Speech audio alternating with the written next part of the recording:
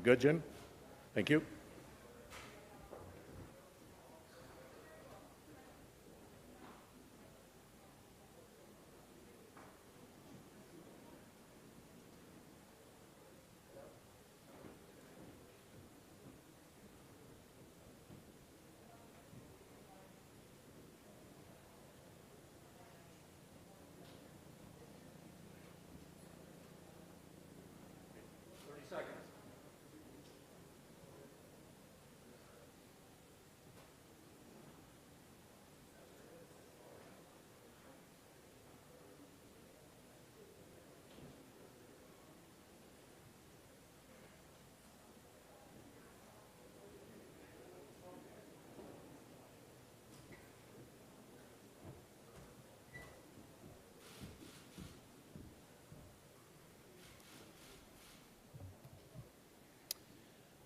Bonjour tout le monde. I want to begin by thanking Prime Minister Johnson for his warm welcome and congratulate him on a successful summit. The G7 represents not only many of Canada's strongest allies, but our closest friends.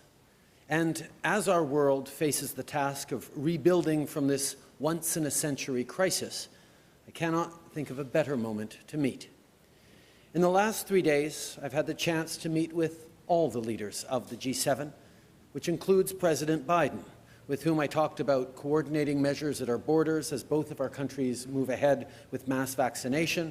We also touched on global issues and bilateral issues such as jobs, climate change, and trade.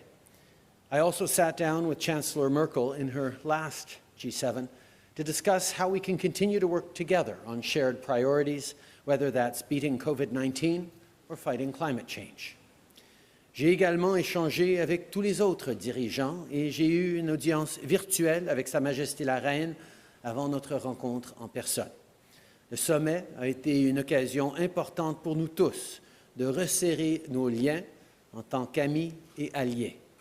Ensemble, on a continué de travailler pour bâtir un avenir qui fonctionne pour tous nos citoyens, incluant bien sûr les femmes, les familles, la classe moyenne, les jeunes et les petites entreprises. Et pour arriver à cet avenir meilleur, il faut d'abord enrayer complètement la COVID-19. Au Canada, on a pu constater que les vaccins sûrs et efficaces sont le moyen de sortir de cette crise. La protection des Canadiens sera toujours ma priorité absolue et grâce au nombre de vaccins qu'on va recevoir cet été, notre pays est sur la bonne voie pour en finir avec ce virus. However, to truly beat COVID-19 anywhere, we have to beat it everywhere. That's something we've understood right from the start of this pandemic. That's why Canada has, to date, contributed $2.5 billion to help address this crisis globally. We are one of only 4 countries that has already paid our fair share to the Accelerator, which supports global access to vaccines, tests, and treatments. But this pandemic isn't over yet. So through the G7, we're stepping up once again. Today, the G7 announced that our collective commitments will result in over 2 billion doses being shared with the rest of the world. Canada's portion is 100 million doses. To break that down, Canada's funding to the Accelerator is helping 87 million doses be provided to developing countries. In addition, we're donating 13 million doses procured by Canada to other countries through COVAX. We will also have more to say in the coming weeks as our vaccine procurement process identifies even more doses that can be shared with the world. At the end of the day, what's important isn't how we get doses out to people. What matters is that each vaccine keeps someone safe, someone's grandmother, father, or daughter.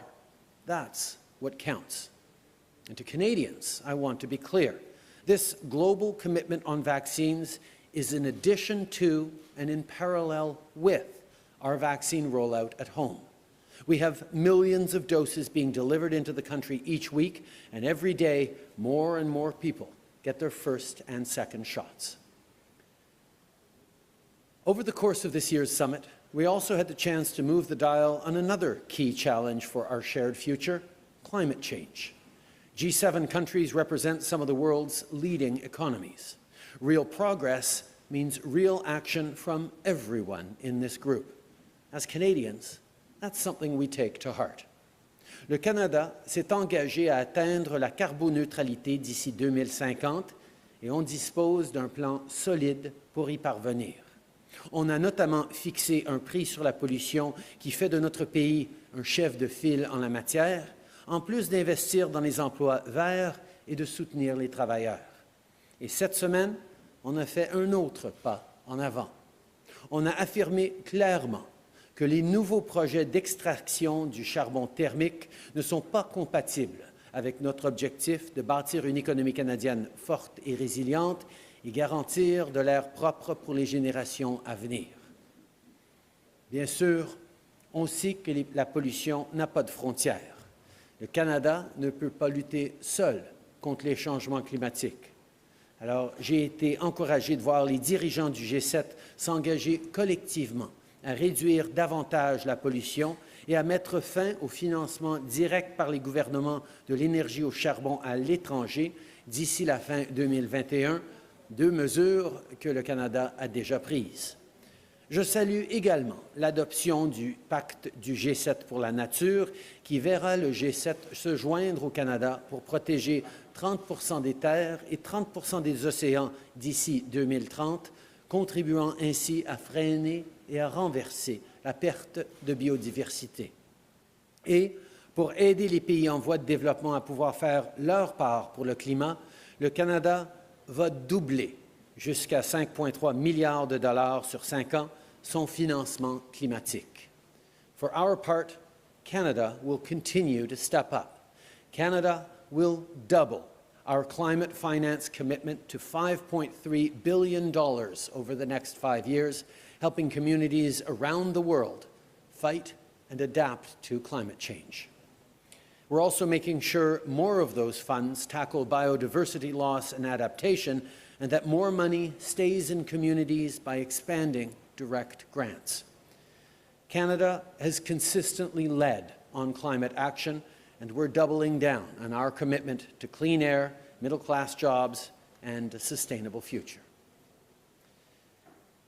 As leaders of the G7, we not only have the responsibility to ensure our own citizens are safe and have good jobs and a bright future, we have the power to help make this a reality for people around the world. No matter where she lives, every girl should be able to pick up a backpack and go to school.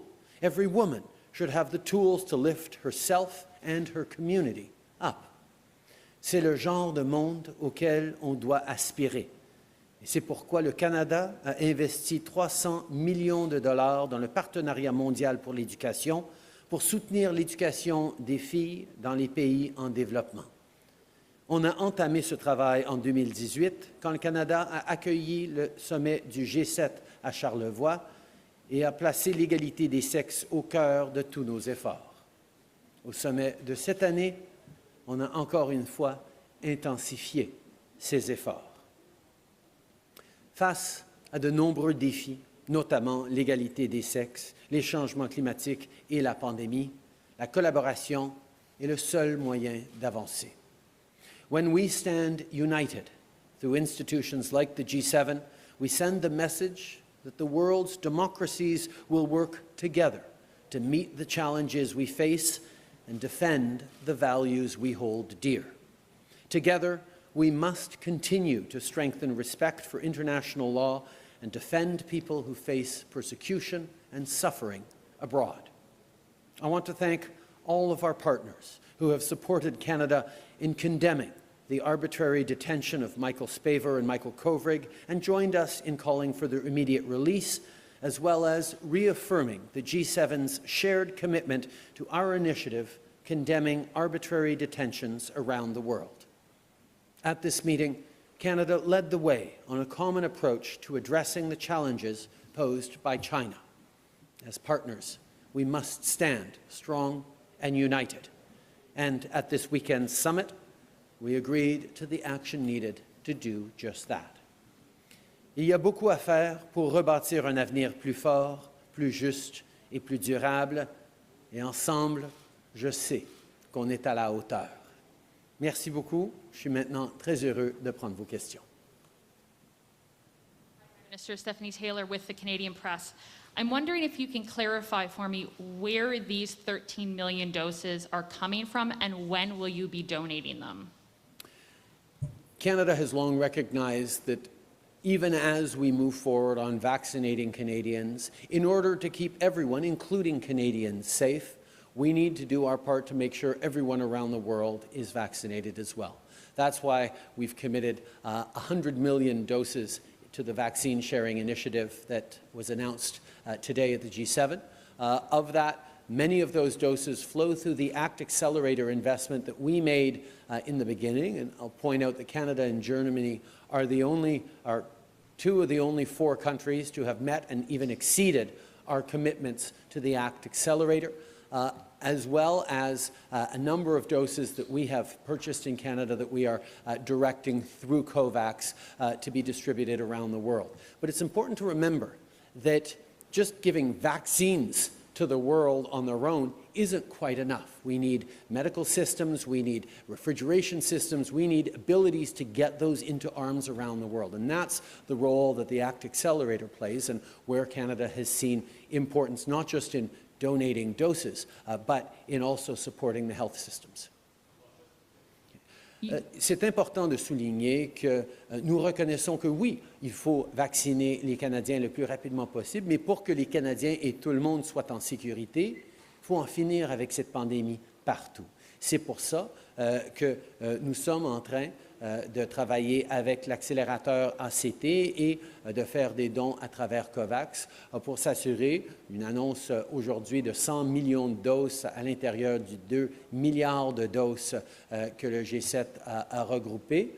Mais évidemment, on en a plus à faire. Mais il faut aussi souligner que ce n'est pas juste une question d'offrir des doses aux communautés à travers la planète.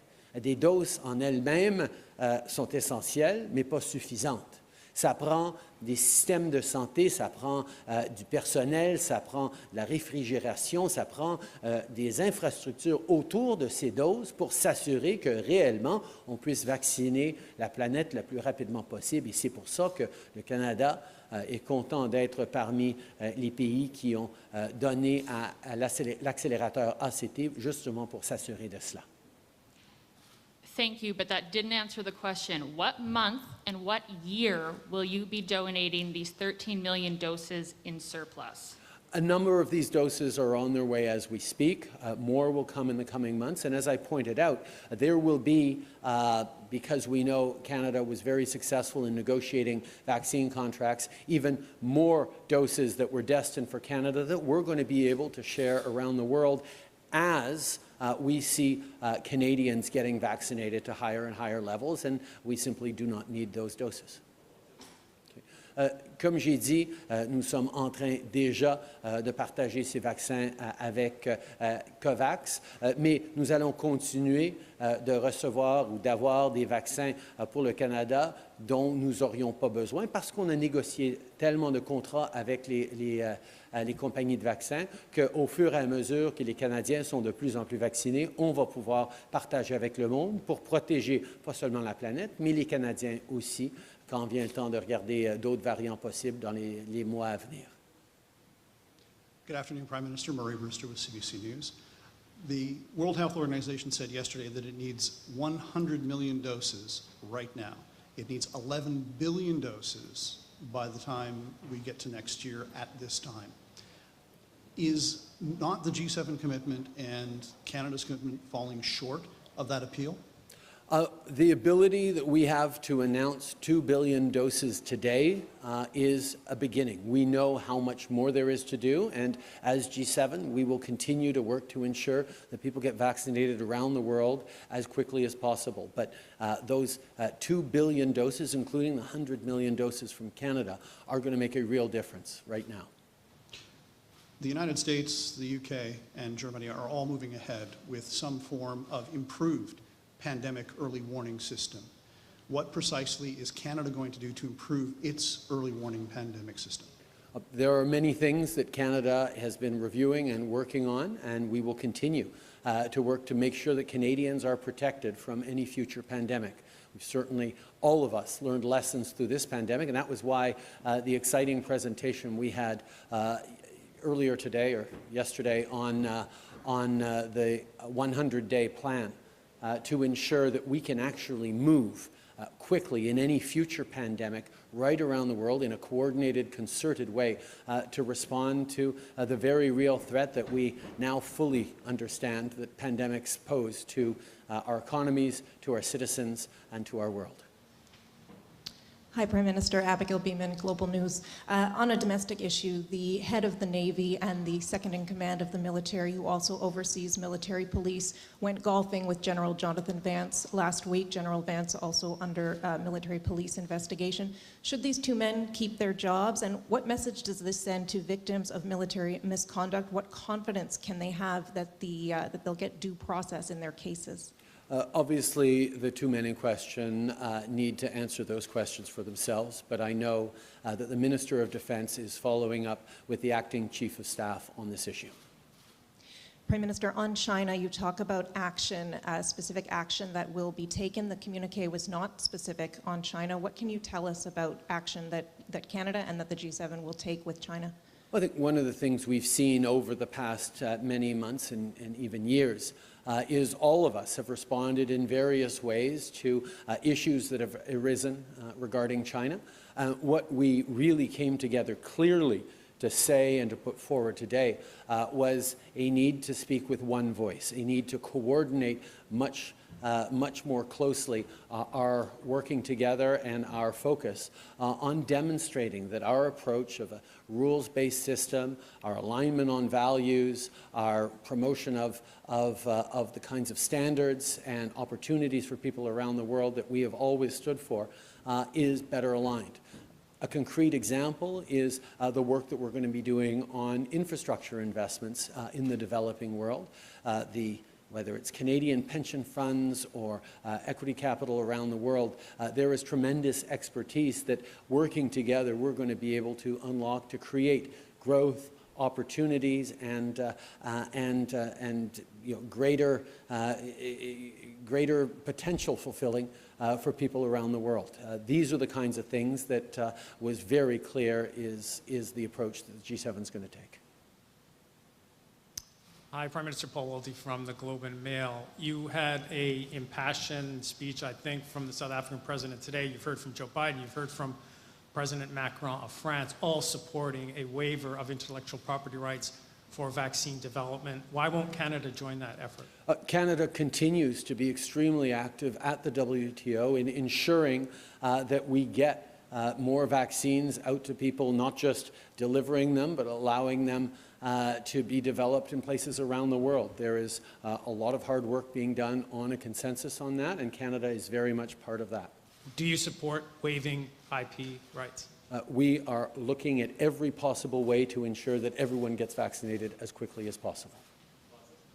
Okay. Nous allons toujours travailler avec nos collègues à l'Organisation mondiale du commerce pour s'assurer que justement on ait accès au plus grand nombre de vaccins à travers le monde. Nous continuons de travailler avec nos collègues là-dessus. Glenn McGregor, CTV News. Prime Minister, when you raised the issue of Michael Kovrig and Michael Spavor with the leaders, did you get any specific commitments on anything they're going to do to expedite their release other than just denouncing their detention, and particularly from President Biden when you spoke with him?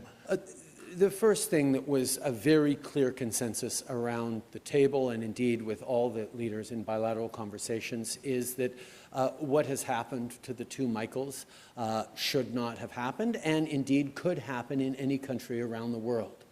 The use of arbitrary detention and coercive diplomacy by China is of concern to all of us. That is why the G7 reaffirmed its commitment to our arbitrary detention initiative, not just aimed at China, but at countries around the world who are using detention of citizens for political purposes, while at the same time continuing to impress upon the Chinese leadership that this approach is not just harming their standing in the global economy, but is also harming their own interests. It is counterproductive for China to be engaging in this, and that is something that we are all speaking with one voice on. Dans toutes mes conversations, que ce soit autour de la table ou individuellement avec les dirigeants, ça a été très clair que la détention arbitraire des deux Michael est une préoccupation pas seulement pour le Canada, mais pour tous les pays à travers le monde. L'utilisation de détention arbitraire ou de diplomatie coercitive est préoccupante et nous sommes d'une seule voix pour souligner notre désaccord avec cette approche et aussi pour souligner que c'est une approche contre-productive, pas juste pour les relations internationales, mais pour la Chine elle-même. Elle n'aura pas ce qu'elle veut en agissant pareillement. You also spoke to President Biden about the Canada-U.S. border. You and he seem to have two different views on how and when this should start to reopen. Was there any agreement here in Cornwall about how that's going to happen, a specific timeline, a plan for doing that? We have been having close engagements with the American administration, with border officials, between ministers and members of the administration back since the very beginning of this pandemic. Obviously, with the longest undefended border in the world between our two countries, it is extremely important to get back to normalcy as quickly as possible. But the work we did from the very beginning ensured that the nearly $2 billion in trade that crosses that border daily has continued to cross even during the worst moments of this pandemic in our respective countries. We will continue to work closely together on moving forward in the right way, but each of us always will put at the forefront the interests and the safety of our own citizens. Depuis les débuts de cette pandémie, nous avions travaillé main dans la main avec les Américains pour s'assurer non seulement de la protection de nos citoyens, mais de s'assurer aussi que les 2 milliards de dollars en biens qui traversent notre frontière à chaque jour continuent de s'écouler. Et effectivement, on a vu la continuation de tous ces échanges commerciaux, même pendant les pires moments de cette pandémie. Nous allons évidemment continuer de travailler ensemble pour aligner dans la mesure du possible, mais nous allons aussi être très clairs que la priorité pour chacun de nous, ce sera toujours les intérêts et la sécurité de nos propres citoyens. On va toujours chercher à collaborer quand c'est possible. Evan Dyer, CBC News. You've talked about the need to act in concert with other nations with respect to China and China's unacceptable behavior, as you described it. Do you now consider yourself to be part of a new alliance here, or at least a stronger alliance, to counter China's rise? And is the goal that as long as China is an authoritarian one-party state, that it not become the world's top power? Is that your goal? No, the goal of the G7 has always been the success not just of our countries and our economies, but the success of the global economy. And we understand that a rules-based order, an international trading system based on international law, on the principles and values that allow for our citizens to flourish, is something we will continue to stand up for, and quite frankly, something the G7 has always stood for. It has been outstanding to see such togetherness and alignment on these issues over these past few days, which certainly represents a new moment for the G7. But certainly the way we've been able to come together and align ourselves not just on one issue or one relationship, but on a whole realm of relationships is boding very well for the future, not just of our economies, but of the world. Just to see if I understood you correctly, so you wouldn't necessarily object to China becoming the dominant power in the world while it's still an authoritarian one-party state? I'm not going to decode layers of hypotheticals in there. I think it's important that we be promoting the rules-based system, the agreed-to international laws, and the opportunity for everyone around the world to fulfill their potential. And we've seen that the model that is highlighted here at the G7 has been incredibly effective in creating prosperity, and creating opportunity, and creating advancement for people around the world. And we will continue to demonstrate that as we work together, even closer than we ever have before, that resonates around the world. Hi, Prime Minister. This is Kate Bolingaro from Bloomberg. I have a question regarding the border and vaccine certificates and vaccine passports. This is something that G7 leaders were discussing, but there was nothing about this in the communique. So I was wondering if you could provide a little bit more information about a system that's going to be put in place so that people can get back to normal life while this pandemic is ending. I think the priority for all countries remains getting through this pandemic. And many countries like Canada continue to say that now is not the time to travel except for essential purposes. We need to ensure that people are getting vaccinated, getting their first dose, getting their second dose, and that is our priority. However, we know full well that once people get fully vaccinated, once restrictions are starting to ease in our country, we will have people wanting to travel around the world. And that is certainly something we're looking at to ensure that whatever documentations, whatever processes Canada puts in place, they're able to align with our friends, allies, and indeed partners around the world. And we will continue to work together on that.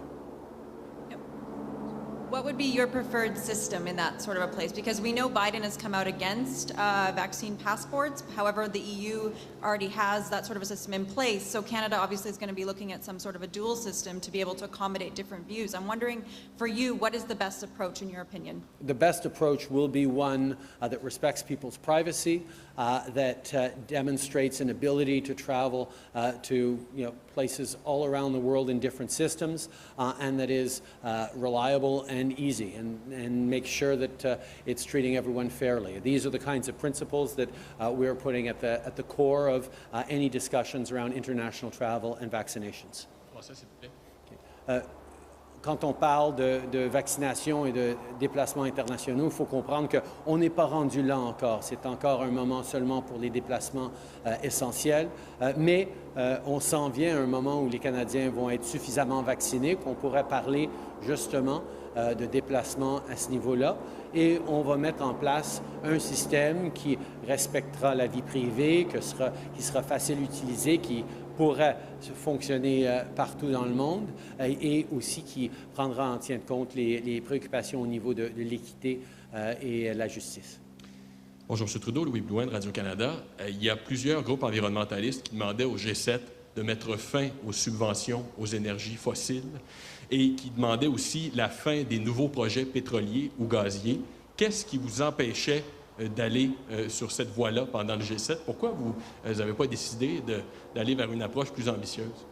On a été très, très ambitieux dans notre approche. Nous allons continuer de respecter les engagements qu'on a pris dans le passé et par rapport aux centrales de charbon, par rapport aux mines de charbon thermique, par rapport à plus d'engagements en termes de financement pour le climat à travers le monde, où le Canada s'est engagé à doubler son engagement. Nous avions été ambitieux et nous reconnaissons que nous devons être encore plus ambitieux. J'aimerais vous entendre sur la Chine parce que ça a été un gros sujet en fin de semaine, ça va l'être aussi à l'OTAN demain. À vos yeux, la Chine, est-ce que c'est un adversaire ou c'est un compétiteur? Je pense que d'abord, il faut reconnaître qu'il y a des enjeux sur lesquels il va falloir qu'on travaille avec la Chine. Par exemple, quand on parle de changement climatique à l'échelle de la planète, la Chine doit faire partie de ces conversations-là. Mais à bien d'autres niveaux, ça va être un compétiteur en termes de commerce, en termes d'économie. Et un troisième point, il y a des enjeux sur lesquels il va falloir qu'on conteste directement la Chine, sur les droits humains, par exemple. Alors, une position ferme, unie, comme on l'a établi ici au G7, qui continue à démontrer que notre approche, ancrée dans des valeurs partagées, dans le respect du droit international, est la bonne, pas juste pour nous, mais pour la planète, va continuer d'être la voie qu'on va suivre. I think in our conversations, we recognize that there are issues in which we will have to engage with China. Climate change being a perfect example. We cannot keep the world to less than 1.5 degrees of warming unless China is part of the conversation and indeed the solution. But in many other areas, on the economy, on trade, we will find ourselves in a competitive position with China. We will compete with them. And Still, in a third area, there will be a need to contest China, particularly in the matters of human rights. And that's where all of us, as a G7 and partners, are aligned in ensuring that we are consistent and united in our approach on these issues. Prime Minister Steve Sedgwick from CNBC. You've been an interesting observer of the distraction that's been Brexit, the growing row over the Northern Ireland Protocol between the EU partners here and Great Britain, and the host here, Boris Johnson, as well. You raised the issue, we understand, with the UK Prime Minister as well. A, how much of a distraction has it been to this meeting, to the coherence of this meeting as well? And B, do you see a roadmap out of this problem? First of all, it's not something that came up in our discussions around the table. I know there were probably some bilateral conversations. From my perspective, I reminded Boris that Canada was an integral part of the negotiation of the Good Friday agreements many decades ago, and we are committed to trying to see a path forward that works in the spirit and substance of those accords. And on a completely different issue, if I may, COP26 coming up as well. The oil sands, tar sands producers, they've got a plan for net zero by 2050. Is that good enough? A lot of it is based on technology, which is as of yet unproven on a mass scale and sequestration as well. Do you, sir, does Canada need to be more ambitious? Canada has put in place one of the strongest broad-based prices on pollution in the world. We know that putting a price on pollution is one of the strongest ways not just to move forward on fighting climate change, but to incentivize business to make investments that decarbonize the workings of our economy. We also, at the same time, know that transforming our energy mix is going to be extremely important. That's why the energy expertise by workers across this country are going to be put forward in initiatives like a recent agreement we signed on hydrogen, for example, on investing in critical minerals, which will be essential for zero-emission vehicles of the future. And when we talk about critical minerals, we know that China is right now a strong provider to the world of critical minerals, but Canada is a place where we have strong and stable supplies of that as well that could be of use in a reliable supply chain to the world. There are many, many conversations we have about strengthening our environment and creating good jobs in the future, and that involves being ambitious, as we have been, and setting not just ambitious targets for 2030, but showing a very clear plan on how we're going to reach those targets, as well as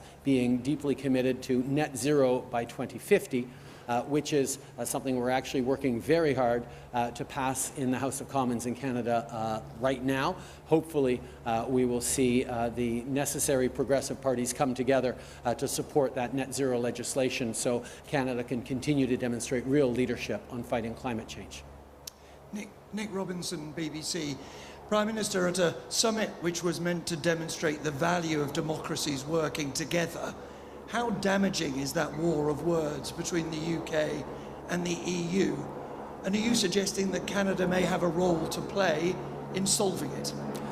First of all, around the table, what we saw was unprecedented alignment on all the big issues, whether it's fighting COVID and preventing future pandemics, whether it's fighting climate change and growing our economies at the same time, or standing up for the democratic values that we know have been so beneficial to billions of people around the world. These are the things on which we are absolutely aligned. Now, there will always be bilateral issues and issues of concern that are meaningful that we work out and work through at summits like these. That's part of what these summits are all about. And as I said, Canada had a role to play in the signing of the Good Friday Accords decades ago, and are always willing to be helpful in any way that is relevant. Do you think Canada could play a direct role, though, when you talk about it being relevant? And if I may, the G7 in Cornwall risks being forgotten in the way that most G7 summits are forgotten. Beyond the beach and the barbecue and the royal banquet, what do you think the world ought to remember from this summit that will make a real difference? I can't help but think back to our G7 summit in Charlevoix that was made famous from a tweet from an airplane. But what actually resulted in that G7 in Charlevoix was a commitment that saw millions, if not actually billions of dollars flowing to girls' education around the world. Investments that have made a real and tangible difference in the lives of thousands upon thousands of women and girls in countries around the world. We move forward on an oceans charter to fight plastics in the oceans that have actually had real impacts. We move forward on many partnerships that, didn't make the headlines the next day, but has been part of a steady working effort by G7 members to have a positive impact on the world. And I don't know what you will all be writing about tomorrow, but I can tell you the work we got done here today at a time where the G7 is more united than ever before, more focused on the responsibility we wield collectively as some of the world's leading economies, not just to our own citizens, but to citizens around the world, during a time of dueling crises of the pandemic and climate change.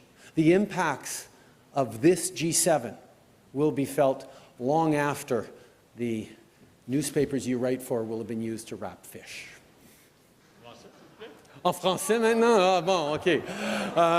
Maybe I won't do the newspapers and fish thing. I might get in trouble for that, because we respect the freedom of the press and the independence and the work that you all do in a very important way. Écoutez, par rapport aux manchettes qui sortent d'une rencontre du G7, je ne peux que réfléchir au G7 qu'on a eu à Charlevoix il y a plusieurs années, où évidemment les manchettes parlaient d'un tweet paru de Air Force One. Mais la réalité, c'est que les conclusions de cette rencontre, les milliards de dollars, par exemple, qu'on a investis dans l'éducation pour les femmes et les filles, dans l'initiative pour protéger nos océans et éliminer les plastiques de nos océans, qui est du travail qui n'est pas fini, mais qui continue à ce jour, malgré les manchettes de ce qui s'écrit, le travail qui est fait entre amis et partenaires membres du G7 et nos pays respectifs et nos partenaires à travers le monde va continuer. Et je ne sais pas exactement quelles seront les manchettes de ce G7, mais vous pouvez savoir que le moment qu'on a vécu ensemble, alignés sur les plus grands enjeux, que ce soit la COVID, que ce soit les changements climatiques, que ce soit la responsabilité collective que nous avons pour l'économie mondiale, pas seulement pour nos citoyens, mais pour les citoyens d'un bout à l'autre de cette planète. Le travail qu'on a accompli ici, mais le travail qu'on a commencé et continué ici, va avoir un impact réel pour des années et des décennies à venir. Merci beaucoup tout le monde. Where's that spider? There he is. Merci.